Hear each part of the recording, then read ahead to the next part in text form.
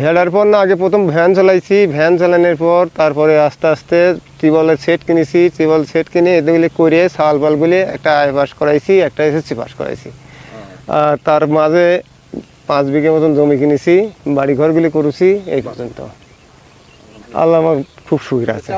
আমার চা পাওয়ার কিছুই নেই, আর এদিকে আল্লাহ আমাকে খুব সুবিধা আছে। আমার চা পাওয়া আর ভেড়া এখানে আছে 5-7টা, বাইত আছে আরো 7-8টা, মোট আছে 12-14টা। বাচ্চা দেখলে 5 মাস পর পর বাচ্চা 3টা হয়, 2টা হয়।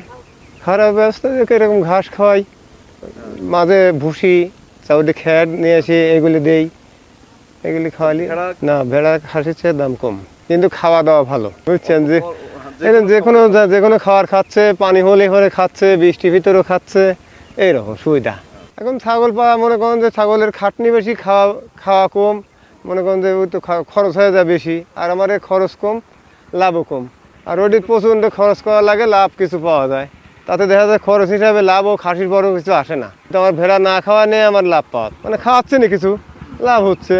আমি এদের ঘাস খাওয়া নিয়ে যাচ্ছে, বছরে মনে করেন যে তাও 12-13টা করে বিক্রি করা যায়। এই যে এরকম 2টি বাচ্চা, যখন বাচ্চা দুধ ছাড়িয়ে দিবি তখন বেচলি পারে, 2টি বেচলি পারে 5,000 টাকা বেচা যাবে। হ্যাঁ, মহিলারা তো শ্রম দিবেই। আমরা সাবমার্সিবল বসাই তো, দেশে দেশে থাকি, মহিলারা তো একটু শ্রম দেয় না। আমি নিয়মিত মনে করেন যে 5 দিন 2 দিন পর পরই আমার সাবান মারি, শ্যাম্পু মারি, গোসল করাই। এটা হলে মনে করেন যে এটা গাড়ল না, এটা করস ভেড়া আছে আমার এই কটা, বুঝছেন।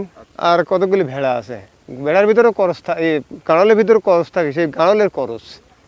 আর এখানে ভেড়াও আছে, 2 জাতের বরকি আছে এখানে।